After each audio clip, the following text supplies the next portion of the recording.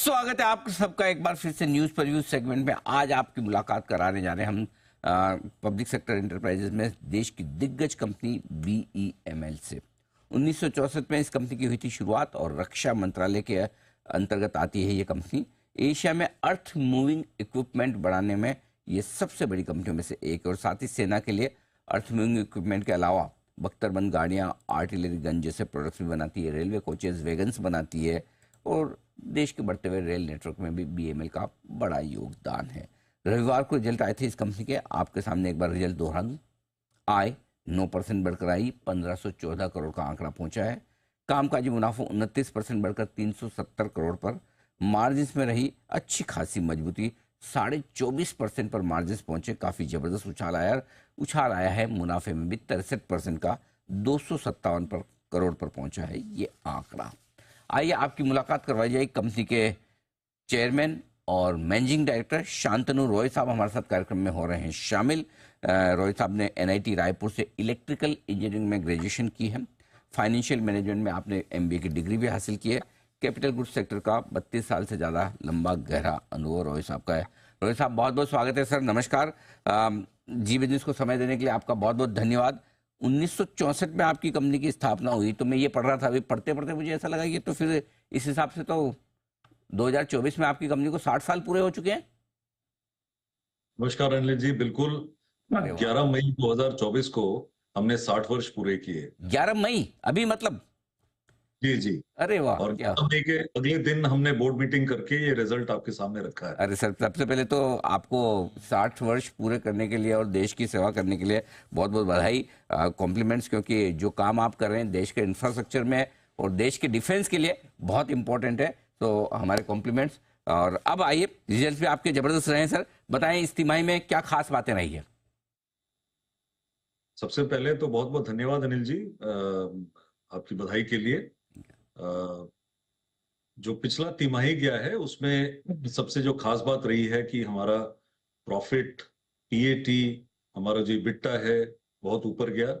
और जो हमारा टॉप लाइन था, टॉप लाइन भी अच्छी खासी बढ़ोतरी हुई है, परंतु और बेटर हो सकता था टॉप लाइन। मैं ये नहीं कह रहा कि ये जो है जो हमारा डिजायर्ड था यही होना चाहिए था, लेकिन मुझे इस बात की खुशी है कि हमने जो हमारे शेयर होल्डर्स हैं उनका ध्यान रखा और पहली बार कंपनी के इतिहास में 205% का डिविडेंड अनाउंस किया है। नॉर्मली हमेशा 100% होता है, इस बार हमने 205% का डिविडेंड अनाउंस किया है। दूसरा, record all time high profit after tax जो हमने इस बार अर्जित किया है। और तीसरा जो सबसे जो इम्पोर्टेंट चीज है, सबसे जो अहम बात है कि जो तीसरे क्वार्टर में हमने अपनी डाइवर्सिफिकेशन स्ट्रेटजी को और कंपनी की रिस्ट्रक्चरिंग को अंजाम देना शुरू किया और 1 अप्रैल 2024 से कंपनी को 11 स्ट्रेटेजिक बिजनेस यूनिट्स और 2 माइक्रो एसबीयूज में इसको रिस्ट्रक्चर कर दिया और डाइवर्सिफिकेशन की प्रक्रिया हमने शुरू कर दी। बहुत बढ़िया, तो जबरदस्त ऑलराउंड परफॉर्मेंस रही। लेकिन इसमें सबसे इंपॉर्टेंट और सबसे इंटरेस्टिंग मुझे जो नजर आई उस पर मैं आपसे एक सवाल लेना चाहता हूँ। मार्जिन्स 20.5% से 24.5%, इस तरह के माहौल में मार्जिन्स बढ़ाना, मेंटेन करना भी मुश्किल काम है। वहां पर आपने 4% के आसपास की मार्जिन्स में जो इंप्रूवमेंट दिखाई है, सर इसके पीछे के कारण भी बताएं और क्या ये सस्टेनेबल है? बिल्कुल, ये सस्टेनेबल तो है, लेकिन इस मात्रा में सस्टेनेबल होगा कि नहीं ये तो समय बताएगा। आप जो नंबर बता रहे हैं ये क्वार्टर टू क्वार्टर है। अगर हम एनुअल बेसिस पे देखें तो इबिट्टा में करीब 200 बेसिस पॉइंट का ग्रोथ आया है। और इस साल जो हमने इबिट्टा अर्जित की है, जो हमने अचीव किया है एनुअली, वो करीब 12% है। तो मैं ये नहीं कहूंगा कि हर साल 200 बेसिस पॉइंट का ग्रोथ होगा, क्योंकि हम कैपिटल गुड्स इंडस्ट्री में है, इंजीनियरिंग सेक्टर में है, जहां पे मैं समझता हूं कि 15% इबिट्टा काफी अच्छा रहता है। तो मुझे उम्मीद है कि इस साल जो है 2024-25 में हमारा इबिट्टा फर्दर 100 बेसिस पॉइंट बढ़ेगा। जहां तक इसके कारण है, तो हमने एक स्ट्रेटजी बनाई, एक रणनीति बनाई कि कैसे हम बॉटम लाइन पे ध्यान दें, क्योंकि टॉप लाइन में चूंकि हमारी सप्लाई चेन में कुछ चैलेंजेस थे और मटेरियल थोड़ा डिले से आया, जनवरी फरवरी में मटेरियल आया। तो हमने इन उन प्रोडक्ट्स पे उन सेगमेंट्स को ध्यान दिया जहां पर कि सेल करके हम ज्यादा मुनाफा कमा सके। और ये एक वजह रही कि हमारा जो प्रॉफिट, हमारा जो मुनाफा है इस हद तक बढ़ पाया। हालांकि सेल्स जो है हम जितना चाह रहे थे उतना ग्रोथ नहीं आ पाया, तो ये एक बहुत बड़ा कारण था उसके पीछे। ठीक बात है।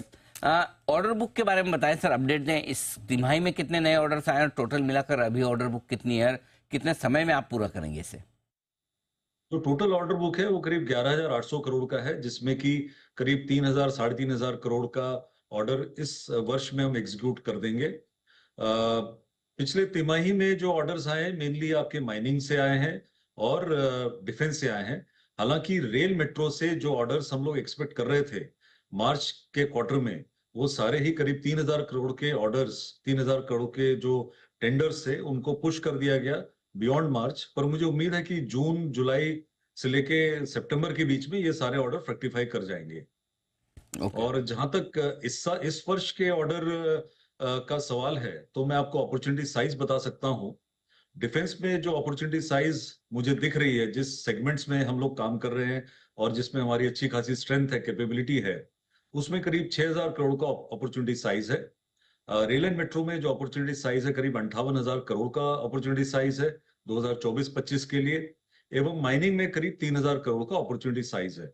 और अगर हम देखें कि हमारी हिट रेट क्या रहेगी, तो मुझे उम्मीद है कि डिफेंस और रेल एंड मेट्रो में विन प्रोबेबिलिटी में 50% लेके चल रहा हूं, और जो माइनिंग है उसमें मैं 80% लेके चल रहा हूं।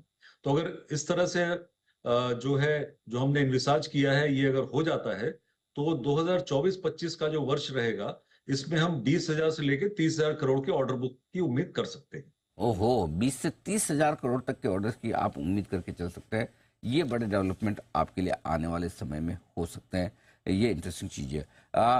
अब सर, वित्त वर्ष 2025 के लिए एक बार आउटलुक लेना चाहता हूँ। किस तरह की ग्रोथ की उम्मीद रेवेन्यू के लिहाज से, मुनाफे के लिहाज से, मार्जिन के लिहाज से रखी जाए आपकी कंपनी से? रेवेन्यू का जहां तक सवाल है, 18 से 20% CAGR मैं अभी भी मेंटेन करूंगा, जो कि बिल्कुल पॉसिबल है 2024-25 में। जहां तक मार्जिन्स का सवाल है, तो जैसा कि मैंने बताया 100 बेसिस पॉइंट्स का जो बढ़ोतरी है वर्तमान पिछले वर्ष के इबिट्टा पे, इतना तो मुझे दिख रहा है कि ये तो आ ही सकता है।